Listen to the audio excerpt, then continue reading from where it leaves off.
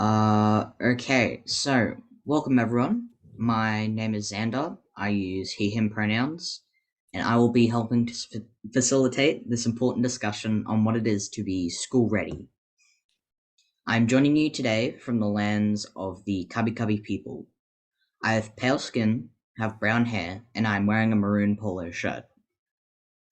Before we begin, I would like to acknowledge that even though we are meeting virtually, and as I mentioned, I'm meeting from the lands of the Cubby Cubby people, we would like to acknowledge the traditional custodians of the land on which we work, live, and play. We pay deep respects to elders past, present, and emerging, and acknowledge that sovereignty was never ceded, always was, always will be, that there is no justice without First Nations justice. I would like to encourage everyone watching to pop in the chat what lands they're joining from. In today's webinar, we're going to be discussing what school ready could mean for you, then some tips on information and supports. After this, we will have a 5-minute break. Then we'll come back together, answer audience questions, and have some final reflections. CYDA believes hearing direct from young people with disability about their experiences helps families, caregivers, and communities to have high expectations and aspirations for all children. We ask today that we are all respectful of one another and we are inclusive. Sometimes, in talking about our experiences, we might get a question or cover a topic that is sensitive or includes tough stuff to hear. During this and other webinars, we use content notes. We will warn you what we're about to talk about is, for example, ableism or discrimination. People can choose not to hear the information. Later on, we might not want to answer a particular question posed, and the CYDA team might step in. This isn't cancelling the question or shutting down the conversation. We want to make sure everyone's needs are met, yours and ours. Just a reminder that if you feel this webinar brought up some difficult or uncomfortable feelings for you, to please reach out for support. You can access help by heading to the CYDA website. We will put the names of these supports in the chat as well. So, each panelist will introduce themselves, but today we have with us young people, Isabel, Emily, and myself. And from the CYDA team, we have Sue and Miranda. I will now ask each panelist to introduce themselves. Each person will also share with you what is their favorite memory of their early school years. Sorry. Isabel, I think we're starting with you. Thanks, Xander. My name's Isabel. I've got pale white skin, I've got brown hair, and I'm wearing a grey top. My favourite memory of school was just meeting new people and making friends. And I enjoyed getting to do things that I wouldn't normally get to do, like playing musical instruments and doing arts and crafts. I just loved learning and loved being at school.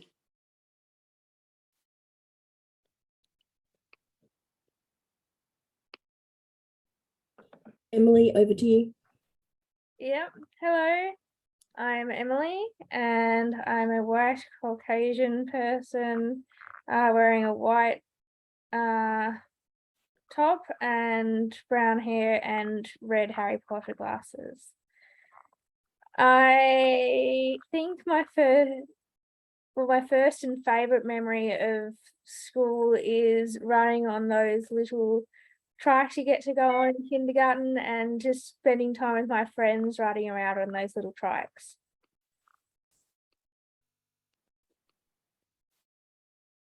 Isabel, did you share what your favourite school memory was? Or did you duck out of that one? My cop-out was that I just loved learning and loved getting to do things that I wouldn't normally get to do. Fair enough. Xander, did you want to share your favourite school memory first? Hi everyone. Just sorry, brain fart. Um, just again, I'm Xander. I use he, him. And I think my favorite not childhood, school memory, was during the many book weeks we had. I remember one year I dressed up as Pikachu. I always loved being someone else for the day, and I thought at the time Pikachu was pretty cool because it was a mouse with electricity.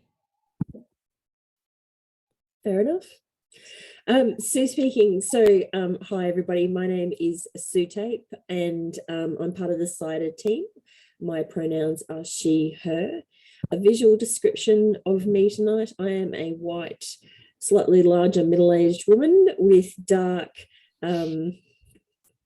uninteresting hair. Sorry, feeling a little self-reflective tonight, and wearing black glasses, and very, very excited to hear from Emily, Xander and Isabel tonight about their thoughts and experiences of school. And I'll hand over to Miranda. Thanks, Sue. Miranda speaking. Hi, everyone. My name is Miranda, and my pronouns are she, her, and I'm calling in tonight from Wurundjeri country. I just blanked also, sorry. This is our second webinar for tonight. A visual description of me. Sorry, so I've got brown hair tied up in a bun. I'm wearing glasses with a brown frame, and it's getting a bit dark in my room, so you can see the laptop reflection in the frames. I'm wearing a cream colored jumper, and then my background is white walls. I'll mostly be off camera tonight. I'm just behind the scenes, helping with the tech and the slides. But please note, if there's any tech difficulties, or if you had any questions, you can message CYDA staff through the message hosts and panelists, and then I should be able to see the message. Yeah, the other thing tech related, that if you would like to turn on your captions, you should be able to do so. Sorry, like a live transcript or a subtitle down the bottom, by choosing the more option and then the show subtitle. One last thing I will add also while I have the floor is that my colleague Daniel is also involved, whilst he's not on camera, he's also involved in the session tonight as our safety and wellbeing officer. So it's pretty standard practice in all CYDA's webinars and workshops that we have a safety and wellbeing officer who's aware of the content and is contactable for an hour after the session, but also throughout the week afterwards, in case anyone felt just like they wanted to talk through what they heard more, because it left any feelings of discomfort. So it's there for your safety. It's also there for staff safety if we wanted to talk anything through, if anything hit a personal nerve throughout the content. So I will be using the chat to post Daniel's number. But other than that, and my favorite childhood story. So, from primary school. I grew up in early years, like in the country. So my first years of schooling, what I remember was playing in like endless bush, and our schools just didn't have boundaries that I guess suburban schools had. So I just remember making cubby houses and climbing trees and doing things that getting dirty all the time. And I was just have such fond memories of that. So thanks. I'll pass back to Sue and the panelists.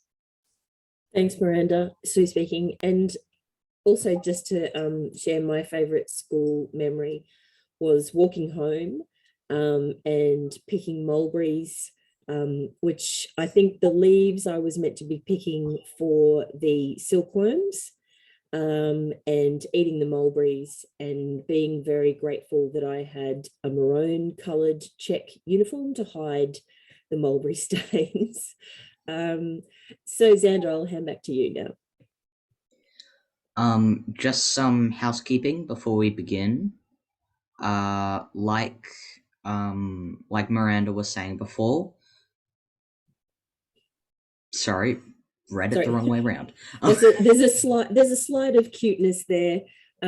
So many of the young people that have been involved in the webinars over the last couple of months were delighted or dragged into sharing their first day of school photo. So if you've seen any of our other or been part of any of our other webinars, this is the first day of school or approximately thereabouts. So for many of us, obviously, we were actually having to find physical photos, myself, for example.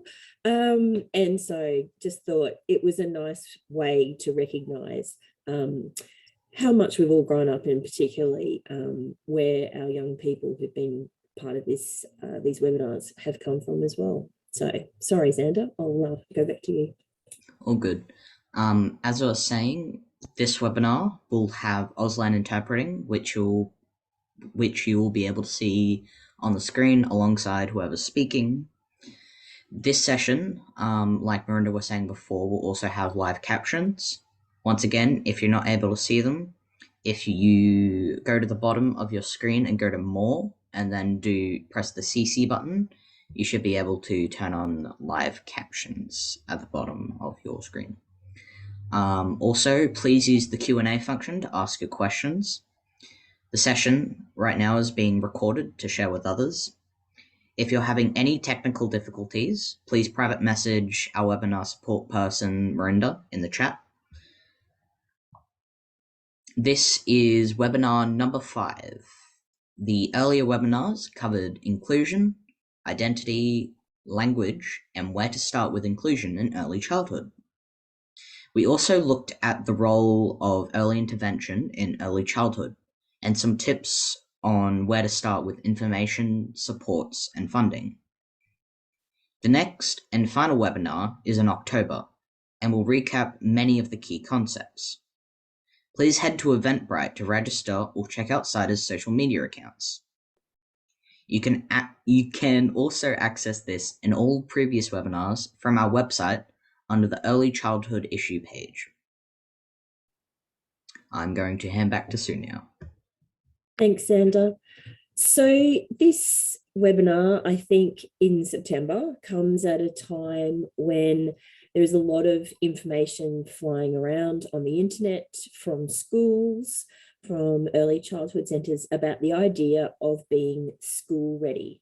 So we thought it was a great opportunity to have a conversation with many of our young members. So the young people that have been heavily involved with CYDA's advocacy activities, and also obviously have more recent lived experience about the idea of school ready. So what we're going to do today is go through a couple of questions. So the young people have been asked to think back in time or check in with family members and to reflect on their experiences. So some will be good memories, some will be positive things, and some might be less so. So it's an opportunity really to hear direct from lived experience from the young people that have willing to share with us. So the first thing I wanted to ask each of our panelists, and I'll start with Emily, is when you hear the words school ready, what do you think it means? What does it mean to you? I think school readiness is about being able to be ready to be a part of a community. It doesn't necessarily mean academically ready or socially ready or those kind of tick the box standards that all children are supposed to meet, which it can be quite difficult for children like us, but about ready to jump in and learn and jump in and to be a part of a bigger world than just ourselves, I think. And I think most kids do tick that box when we come of age. Fantastic, thank you. I think also that's a good reflection for, I suppose, family members as well, because if it's your first child or if it's a new school, you're stepping into a new community for that family as well. Isabel, can I throw to you next? What do the words, I mean, Emily's already set the tone delightfully, but what about for you? What does school ready mean to you? Thanks, Sue. I agree with Emily as well. School ready to me means that you're of age to start school and nothing other than that. Unfortunately, there are expectations surrounding that phrase that people have put those connotations in that spot that I don't necessarily agree with. For example, ticking those boxes, like Emily said, like tying your shoes, for example. I didn't know how to tie my shoes until I was 8, and I spent that long practicing and still didn't, and that didn't impact my ability to be at school. And even as an adult, I still struggle to do buckles up on shoes, and that doesn't mean that I wasn't ready to go to school. So yeah. Thank you. That's great. Yeah, I suppose it's looking for the things that are meaningful about, as Emily said, stepping into a new world, a new community, and ready to learn. Xander, what about you? What does school ready mean to you? I think to me, school ready means setting up everything so that the school understands all the needs of the child. So like looking at all the appropriate adjustments required for them to participate like in the entire school environment, not just on an educational stance, but like on like a social stance as well. And so they can actually interact with their peers without feeling that they're isolated. So yeah. Fantastic. Well, you've set it up beautifully for me, Xander. So, and we're not cheating. So Miranda, can I get you to pull up slide 11? Because I think all three of you have really kicked us off nicely. What we really want you to do is to look at the idea of being school ready as being something that involves a number of people. So there's this delightful equation on the screen. The idea of being school ready is ready families plus ready early childhood services plus ready communities plus ready schools equals ready children. So as part of your confirmation email for this webinar, you would have received a link to a Google Drive, and in there is a worksheet that includes this equation. And I'd encourage you to have a look at that document and use it as a reference point or a notes page to think about where you fit in that equation. You know, what's your role in the child's life that we're looking at for being school ready. I'll show you a little bit in a minute of what else is on that worksheet, but this is the equation that we really want you to think about. And I'd like to say it's a CYDA idea or my idea, but it's not, as you can see from the link down the bottom of the slide. This comes out of something that was originally in the States that has been explored quite extensively in some Australian research as well. And it's the idea that there's so many moving parts to being ready for school, and that it's not just about the individual child. And as Emily and Isabel said, you know, that ticker box idea. Miranda, can I get you to go down to the next slide? So don't expect you to be able to read this on the slide. And what I wanted to explain, though, is what's in the rest of the worksheet that's in that Google Drive link. So what we've mapped out for you is 4 sets of information. And I fully understand that that feels overwhelming, but they all have a different purpose. And we're going to talk about some of these things in detail with Xander, Emily, and Isabel. But we wanted to make sure that you had links so that you could go to other places for further information. So the first one is planning the basics. So this has got links to ideas and information sources to go into some of the ideas that we're going to talk about today in more detail.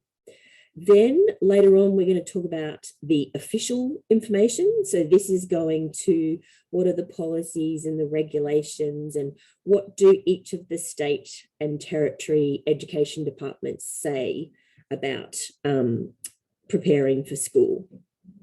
And recognizing that in each state and territory, there's almost a different name for that first formal year of schooling.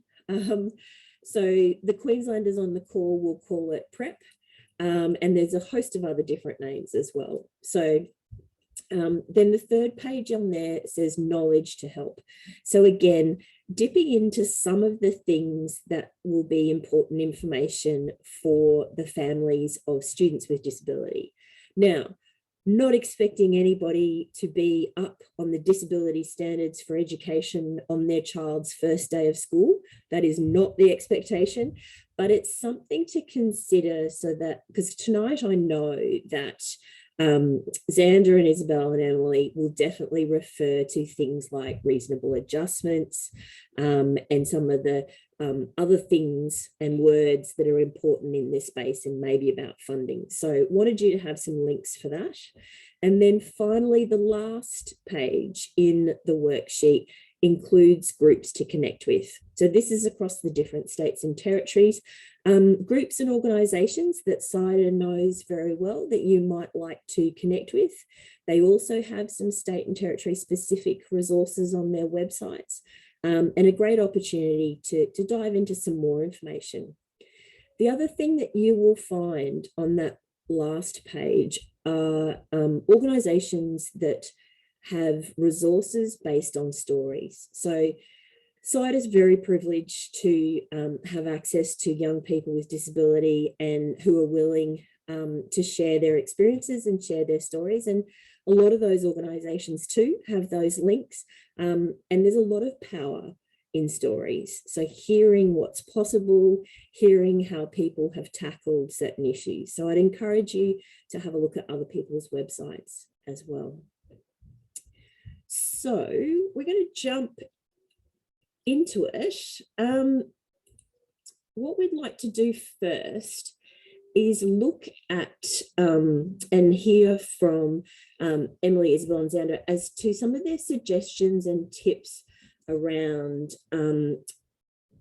I suppose, some of those core basics. So thinking about where my child will go to school, what do we need, how do we prepare, and as Xander's already well and truly raised, preparing the school. What sort of things do we need to discuss with the school to make sure the school is ready for your child and for your family?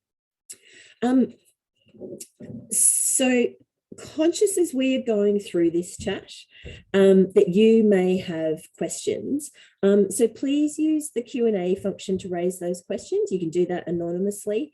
There is a wealth of knowledge and experience in the room, and I'm talking about the young people on the webinar. Xander is still at school, and Emily and Isabel have experience in the education field as well as their own personal experience, and they'll be reflecting on those different roads that they've taken as well. So let's jump into hearing from young people rather than from me. Emily, I'm going to throw to you first. I've asked you to think about your experiences at school, good and bad, and what your suggestions are for families and their young children about some of the practical type stuff. What did you want to share with us first? So just to give a bit of context, I'm from Lutterwina, which is Tasmania, and our school system is slightly different from the rest of the country. Still trying to figure out why, but that's how it goes. So I started in kindergarten, which is optional. From just a quick Google on the ABS website, about 97% does kindergarten, so it's pretty high. And one of the main tips I think would be really important for that kind of getting ready for school kind of thing is that to walk in not having expectations, because you're going to see other children like, oh, my children can tie 2 laces and count up to 100 and do these amazing things, and your child might not be there, and that's okay. And that doesn't mean they're not school ready, it just means they're not there yet. And as Isabel and Xander has mentioned, they didn't tick the boxes at that age, and neither did I. And that doesn't really change or affect what life might be like 10 years or even 20 years in time. So just go with the flow and just take those little memories that you get along the way. For example, those little drawings that they beg and plead you to put on your fridge and those kind of things. So yeah. Thanks, Emily. I think, can I just ask you a question? One of the words you used there, it's only got 3 letters, but pretty important in this sort of stuff, was yet. Can you tell us a bit more about how you feel about the word yet? I think that when I did my human development classes, and I've done a lot of human development, it can never end with child and human development, is that children are on a timeline and they're on their own individual timeline and they will get there.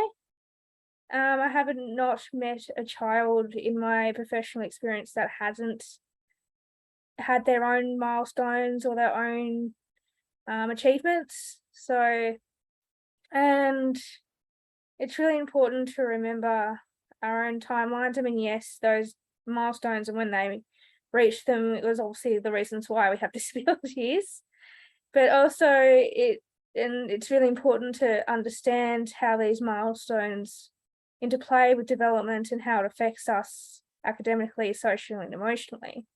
But also to realize that we have room to grow and there's potential there.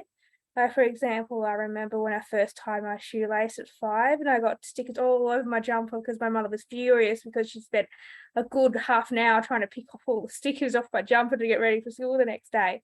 But just to remember that proud moment of being able to tie my shoes the first time and then not doing it properly again until I was about 12. So just remembering those little small achievements and milestones, and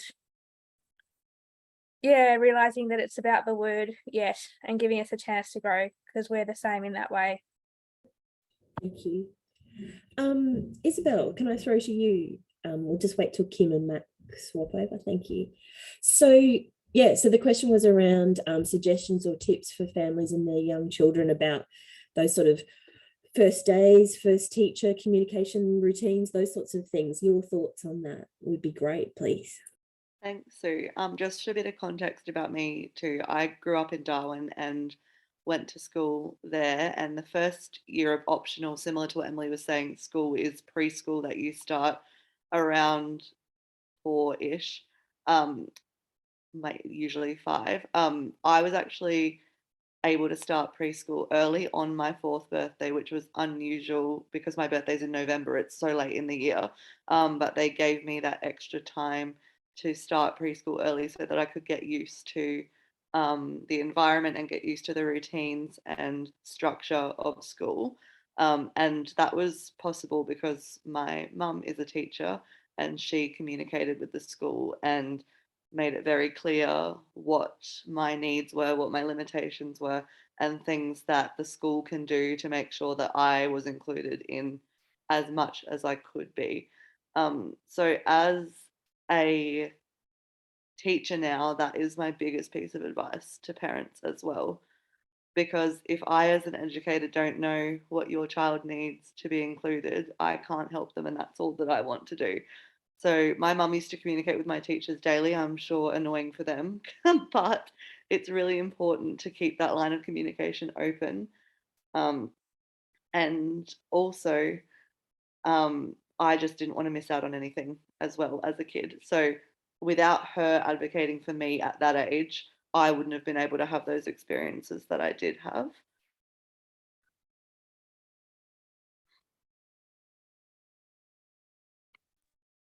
Sorry. Can you hear me? Yeah, all good. Yeah, sorry. Thank you, Isabel. Yeah, I think there's a couple of things in there. Obviously, lines of communication and being able to be clear about how to set you up for success is what I heard as well. So Xander, sorry, last but not least, what about you? What do you think about when you want to make suggestions or tips for families and their young children? I think what's really important for families of young people to know is that being school ready is kind of for parents to be proactive and don't assume that your child's needs have been understood or communicated to all of the staff. You can be proactive by communicating clearly via regular emails. Not to say that it's a criticism to parents saying that it's all in their hands, because if both the educators and the parents have to take the time to have good communication, so what's best for the child is communicated, because that's one of the more annoying things that happened in my primary school years is there was communication between us and the support staff, but there was no communication between the support staff and the teacher. They were always disconnected. And that communication, establishing that communication before school even begins and keeping that regular, I think that's one of the most important things for being quote unquote school ready. Because that was one of the main things that was kind of a detriment to my early schooling, was the communication. So I think to be school ready, trying to establish that before school even begins, again, is probably one of the most important things. Would it be fair to say that understanding who is who at school is one of the things that can be really helpful? So who's the principal? What kind of other roles do they have? Do they have deputy principals for junior schools or something like that? Particularly if it's a big school and there's lots of people involved. And one of the things I always found helpful was knowing that the classroom teacher is responsible for what happens in the classroom. They're the buck stops there, and that obviously you've got support staff. Isabel, you're going to say something? Sorry, yeah, just on that point about the roles in schools that I think is helpful. I'm not sure of the terminology in other states, but in South Australia, we have what's called a student support coordinator, or like a person in a leadership position that handles all students with disability and works with teachers very closely to make sure that personalised learning plans are written, goals are written, adjustments are being made, and all of those things are documented as they should be. Plus, they're the ones that organise the support in terms of funding with support staff and things like that. So knowing who that person is really important as well. And my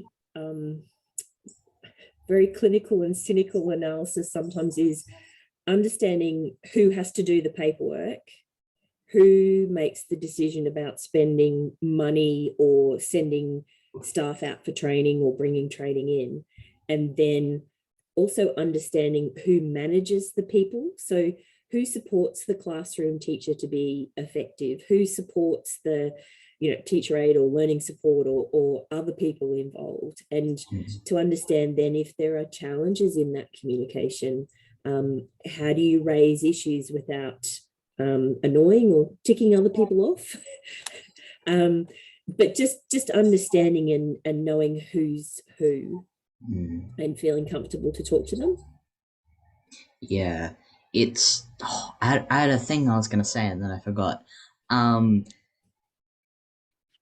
It's I don't know, it may have just been a thing with my school, but again, there was the person who was supposed to be corresponding with like the teacher to make sure things were being done in terms of like adjustments and whatever.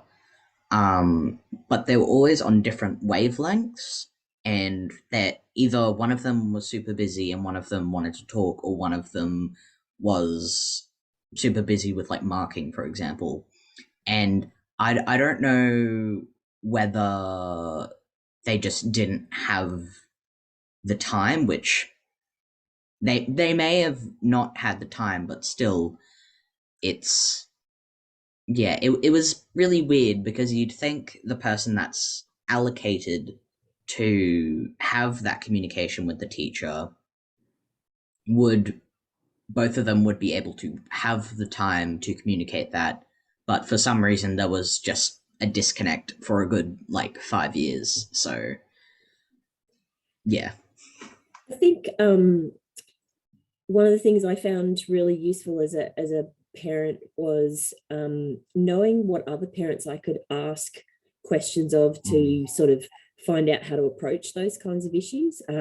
So conscious that can be challenging if you are a full-time working parent and you don't have that opportunity to connect, physically at the school.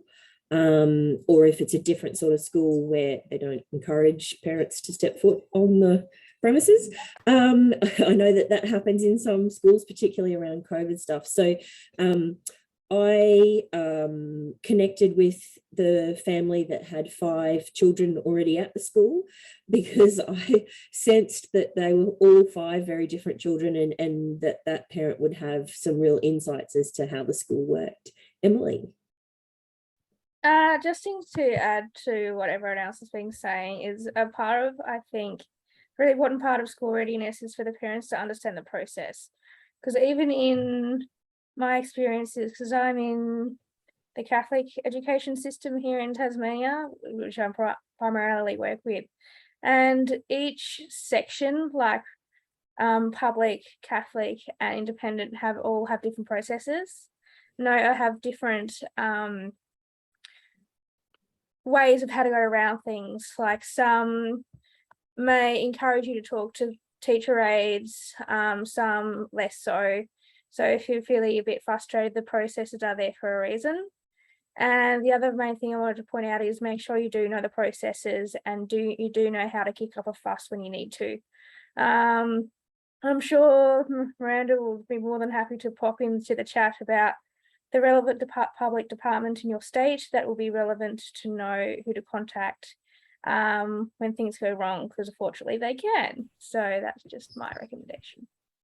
Yeah, and it's on the worksheet as well. But also the Australian Disability Legal Centre did a fantastic resource, which actually has some free training with it as well. And that there's a link to that in the worksheet, which is basically that, when things go wrong or things aren't working, how do I tackle these issues? And Miranda's also put in the chat, hot off the press today, are some new resources for families, young people, educators, about the disability standards for education. So there is a lot in there.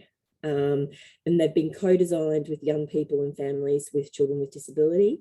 So there's a lot of information and there's a lot of helpful sort of workbooks and things like that. But it's something that you can keep coming back to as things progress. So we might move on, if that's all right. I know we've talked a lot about information already, but that's where we're going next. If you look back, and I'll go to Emily first, we're thinking about the official information, and we've kind of touched on this as well, getting to know your system that you're going to be in, what's the official story, what's the policies that are on websites. And those official stories have a couple of levels. There's obviously the system, so to speak. So is it a government school? Is it a Catholic school, independent school? And then looking on the website for the actual place where your child will go to school. And then the other thing is looking at some of the things on the worksheet and also getting information about the school and the community around it as well.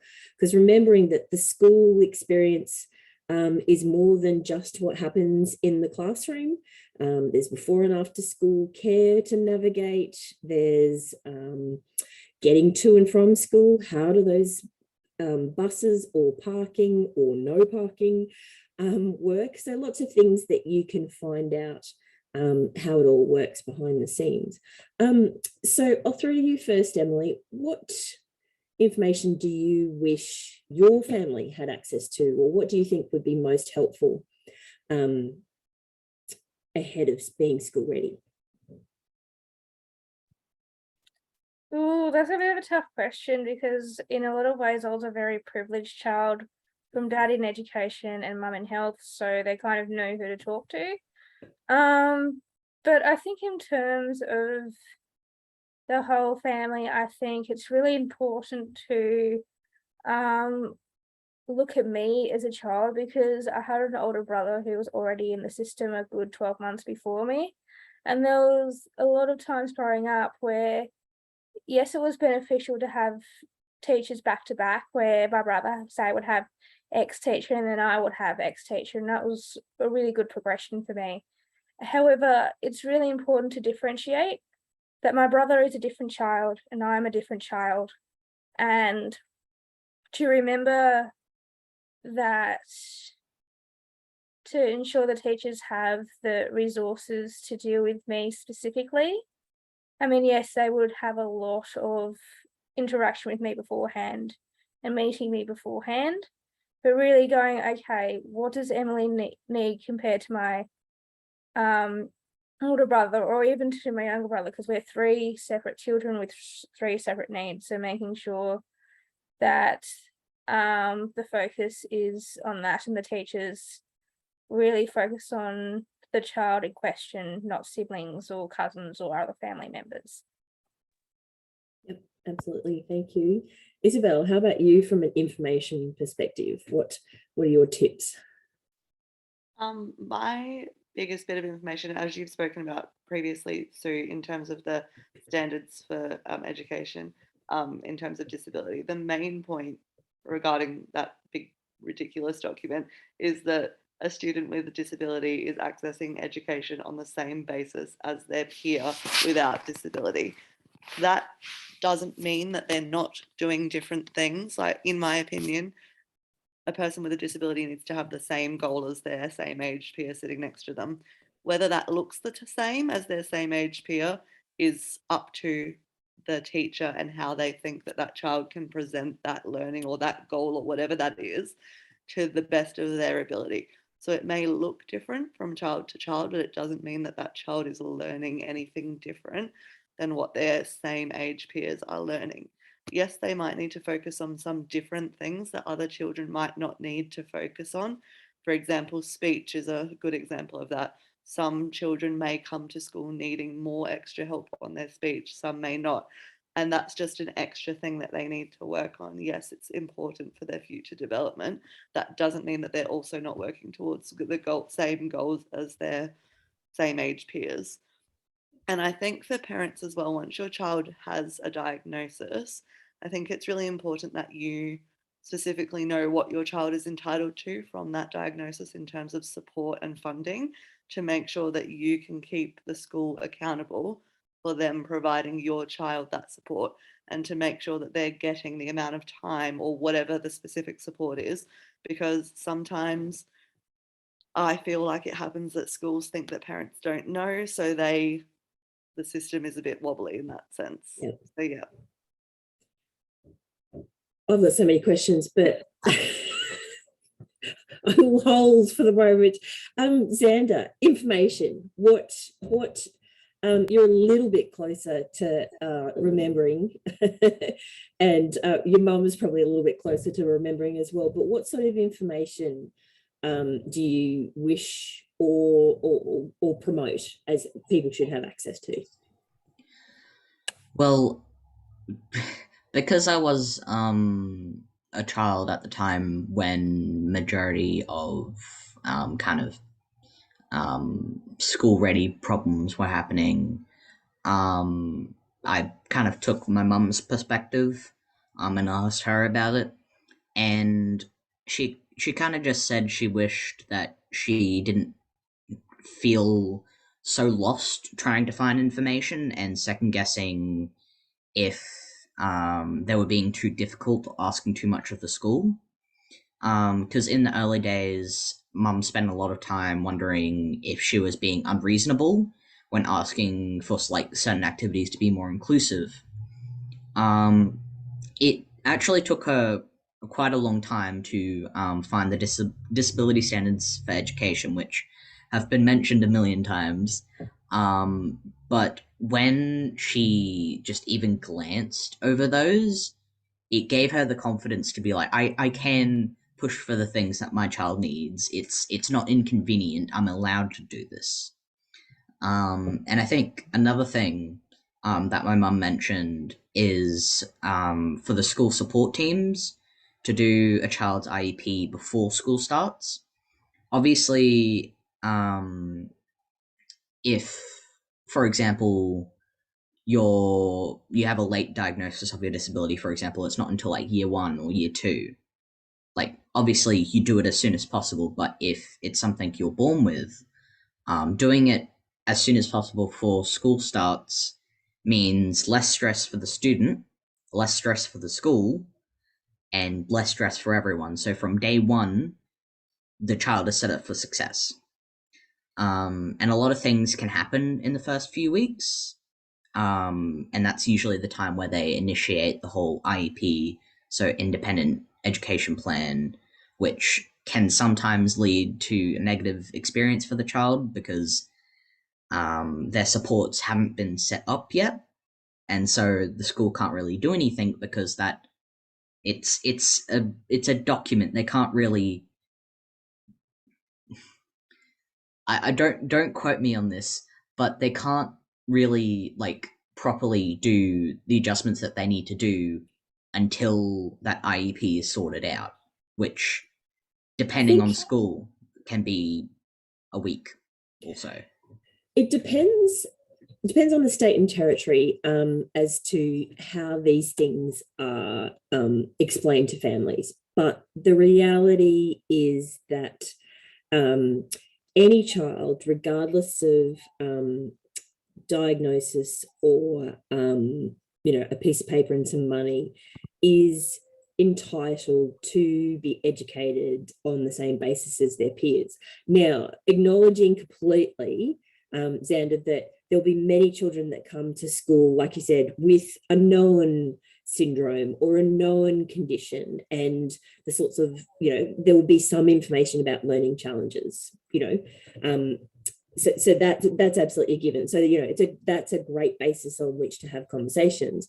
There will obviously be lots of kids that land in school who may have things going on that haven't been identified in early childhood education and care, or haven't been given a label, so to speak. And they're things that they may only uncover as they progress through the first couple of weeks, first couple of months, first couple of years. Things like dyslexia isn't something that sort of stands out up front, on the first day of school, sort of thing. It's really that progressive discovery of challenges, etc. But definitely the more formal process is something that does take time and needs structure. And that's that whole thing of, what's going on here? What resources do we need? So what money can we get? What pieces of paper do we need? That sort of stuff. I can see Emily and Isabel champing it a bit here. Emily, I'll throw to you. And once we've heard from Emily and Isabel, we're going to have a break as well. But Emily, over to you first. Yeah, sure. I'll put my hand down in a minute as I've just pulled the page up, just to in a way set the story straight on what Xander was saying in regards to IEPs and things like that. The Australian government have fairly recently released the National Consistent Collection of Data on School Students with a Disability, or the NCCD.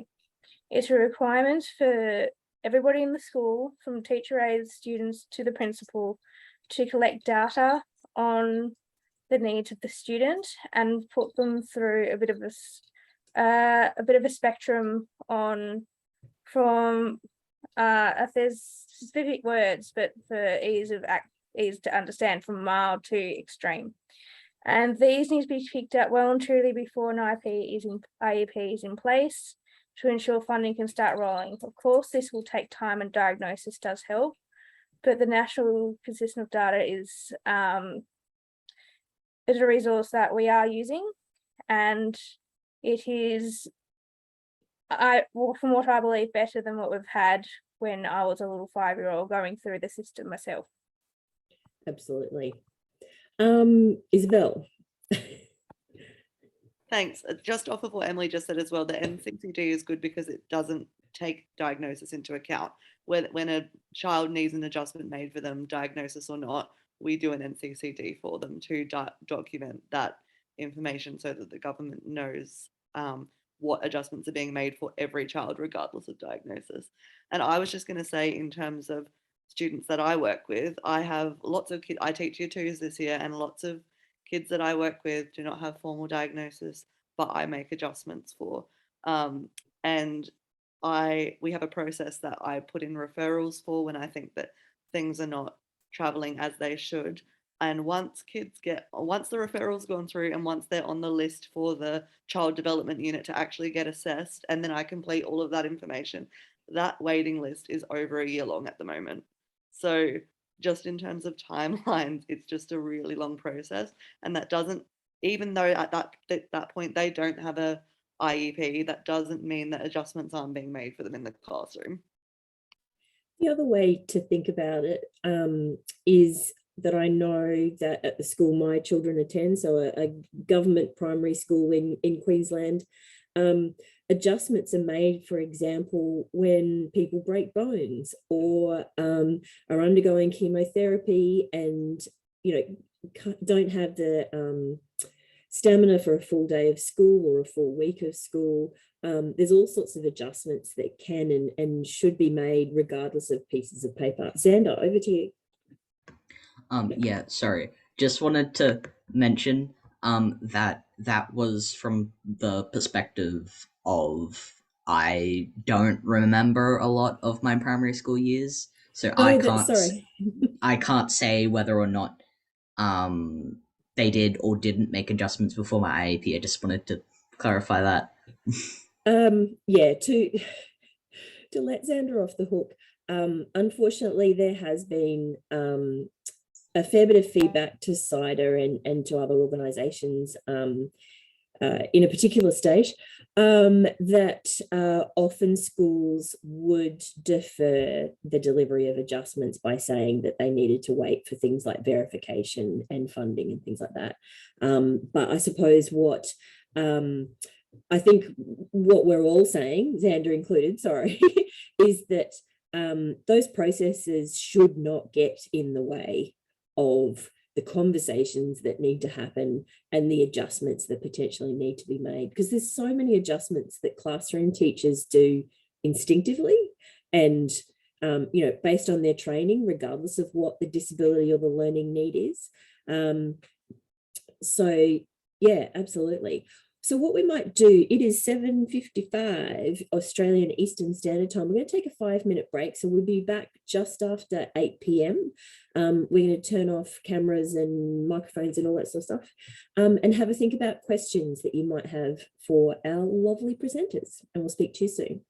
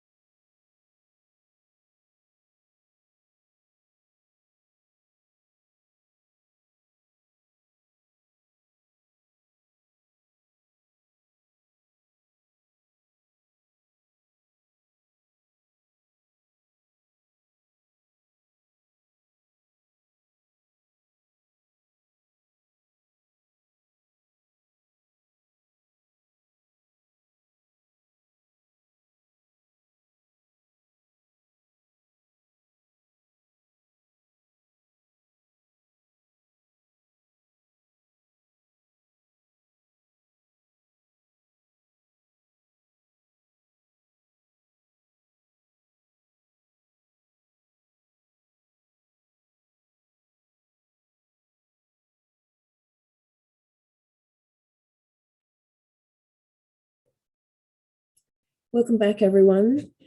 Thank you. We're going to move on now to hear from Emily, Isabel and Xander about adjustments and supports. So the sorts of things that needed to happen for them to be successful at school. How did that work out?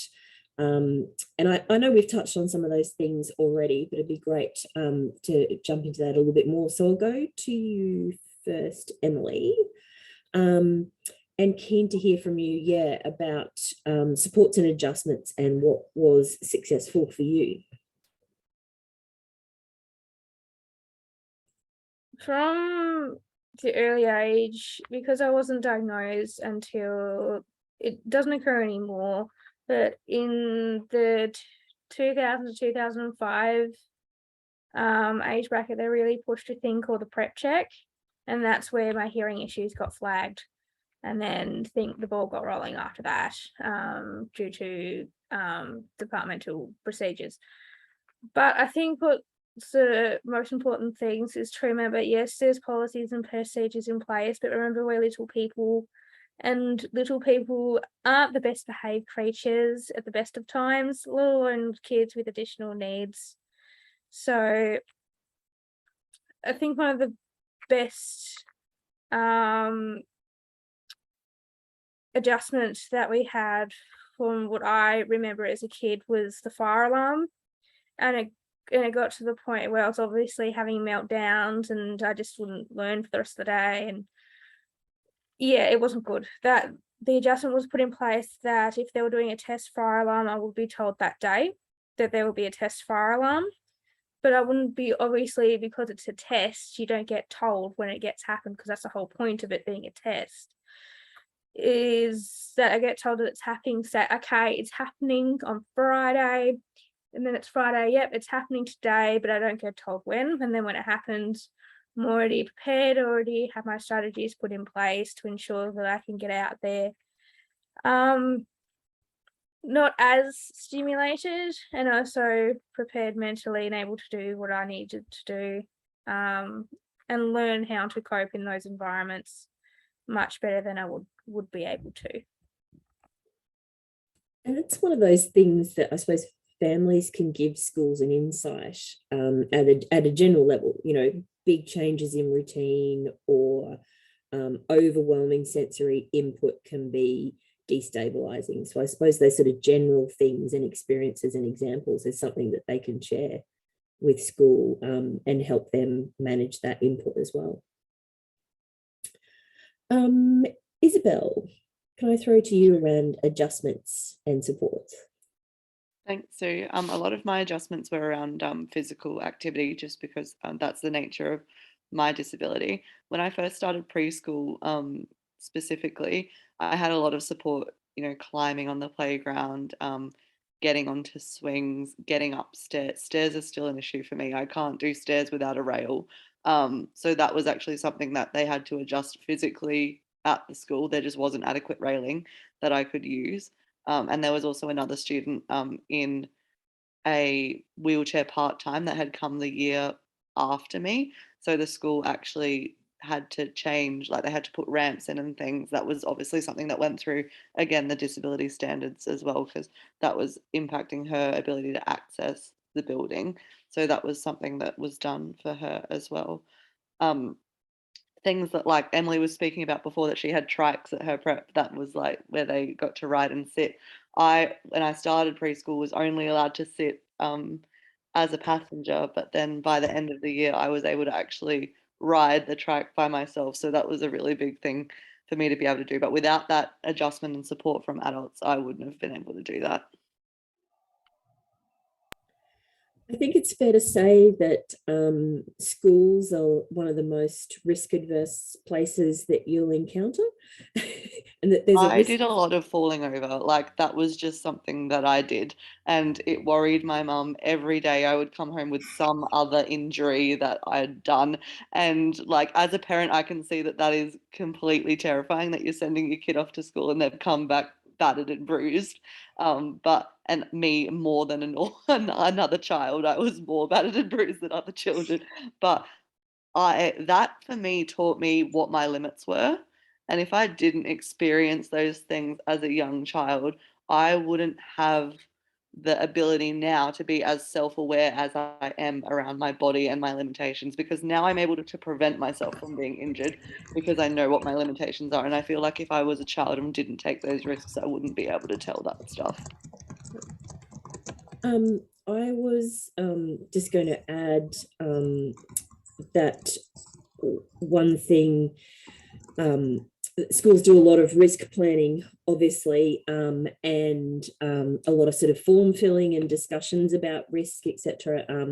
Something I've found that is often a missing link is actually talking to the child about the risk, and that I've signed many risk assessment forms for the child, but clearly she hasn't read them or signed them, so they need to be communicating with her as well. And yeah, so Xander and Emily and others are adding in the chat as well. Yes, so Xander, I'll throw to you, sorry, now, around supports and adjustments.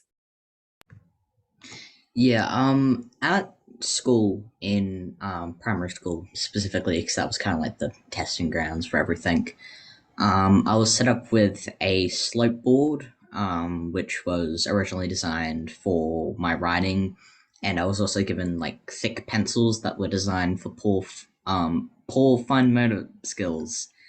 I also had these weird scissor things that you could like put like your whole hand into rather than having to like however you use scissors. I don't know how to use proper scissors.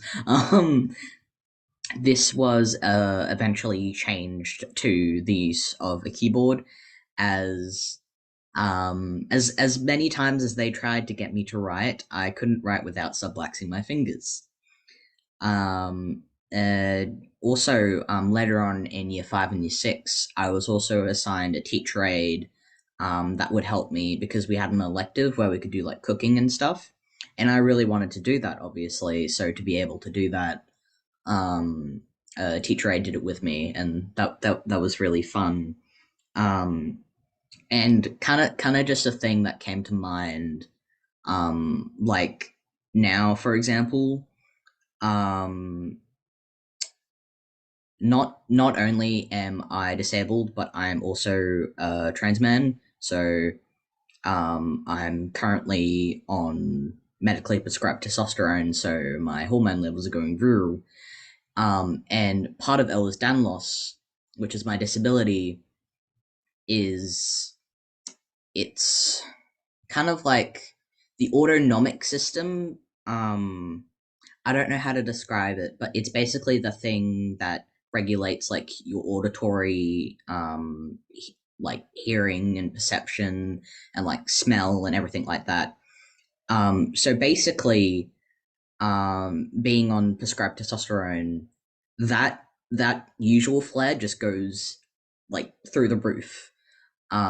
So throughout my high school years, I've had to get like soundproof headphones and whatever, because I get sensory issues now from that, which initially we thought, it could also just be it could be ASD, but then mum and I did research, and it's like, no, it's an Ehlers-Danlos thing, which surprisingly is not talked about a lot, specifically the autonomic system stuff. It's more about the mental health implications from it, and like the more quote unquote obvious stuff. Yep. But now in high school, that's kind of adjusted to whatever, which helps that they're not just being like, you're not allowed to because you're not quote unquote this label. So yeah. I think also what I'm hearing from all three of you is that families and schools need to consider that kids change over time and that things progress, some things progress and some things don't. Those milestones might be achieved or they might not, they might never be achieved. And so I suppose it's that constant communication or trial and error of different adjustments as well. Isabel. Yeah, I also was just thinking about a good point. I have some kids in my class at the moment who are showing classic signs of regression in some ways, and that's a really classic. It's just this time of year, like this term 3 time is really hard for kids. It's like everyone's tired, everyone's done, but also we might be regressing in certain ways, but they've also grown in others in exponential amounts. So I think sometimes it's tricky, as a parent, if you're focusing on one particular thing that you want your kid to achieve, which 100% have goals for your kids, but don't feel disheartened if they're regressing in one area, because you might not be noticing that they're actually doing amazing in another.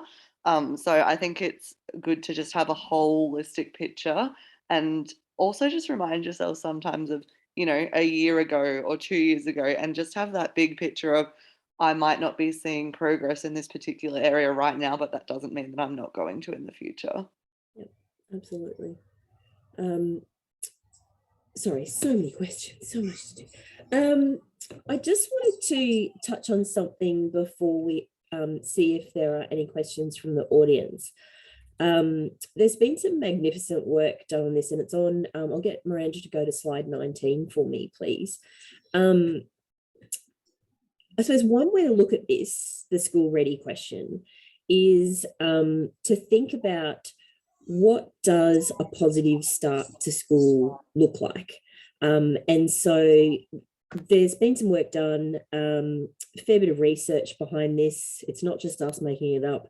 So there's 15 outcomes on the screen here, and there's a link which I'll get Miranda to pop in the chat, but it's sort of across children, families and educators. So if there's a positive start to school, the sorts of things that we will hopefully see is that children feel safe, and they feel positive about themselves as learners. Things like that families have access to information about their particular experience, and the educators feel prepared and confident as well. So I suppose to what all three of the young people have said tonight is that you know, it's not about that ticker box type stuff, but looking at that openness and that readiness, and the emotional preparation, and not necessarily about emotional maturity, because let's be honest, a lot of kids in Australia start school at the age of 4, and you know, I don't think there are terribly many 4-year-olds with huge emotional maturity, full stop. So it's about that setting up for them success at school as well. So I'd really encourage you to have a look at that document, because while it's a Victorian-based document, it's as applicable to any situation and any system. And I like how it talks about what we're sort of working towards and what a positive start can look like. The other thing to take into account is that it's never too late to keep going and to keep trying and have some communication. Before we wrap up this evening, I suppose throwing it open to the audience if there's any questions. And if there's not, I will get each of the young people this evening to have some final reflections on what they would like families or families of young children or educators to take away from our session today. What are the things that you really want them to hear? So we'll turn off the slides just now, and then Emily, can I get you to go first on your final reflections, please?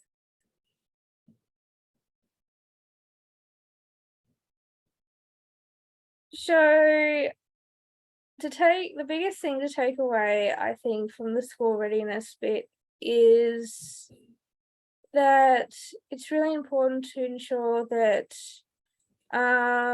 especially at the younger age groups, remembering to ensure and to encourage that we are all little children, especially in front of the other children and their friends and things like that, and really important to be, as much as we can, be able to participate in everyday life of school.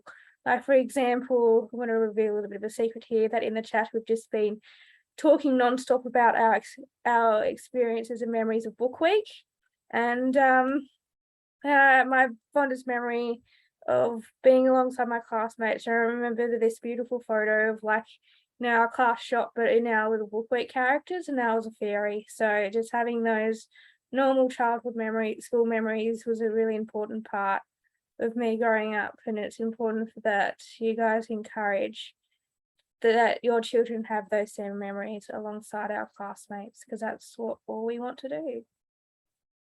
Fantastic. Thank you, Emily. And Isabel?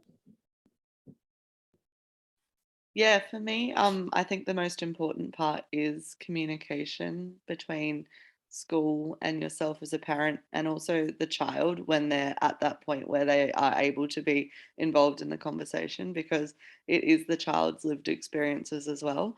And you, as the parent, obviously are having want to support them as much as you can to be included on the same basis as their peers.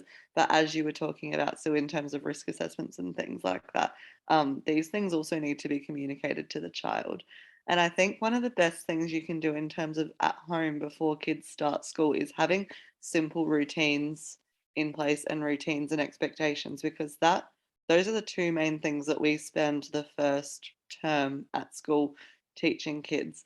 So if they know the concept of a routine and expectations with certain tasks, that they're going to be a lot more prepared for school than you would think.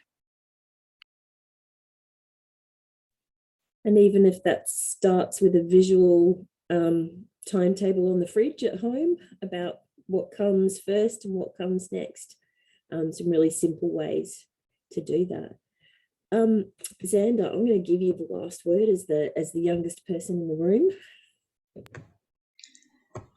I think the one thing I would like families of young children with disability to know is how important I found it is to not be afraid to educate the educators about your child's needs, and not to give up on ensuring they are included on the same basis as their peers. I think this is really important because even as adults, like literally any human, regardless of their age, is still learning. They don't know everything in the world. They're not a dictionary.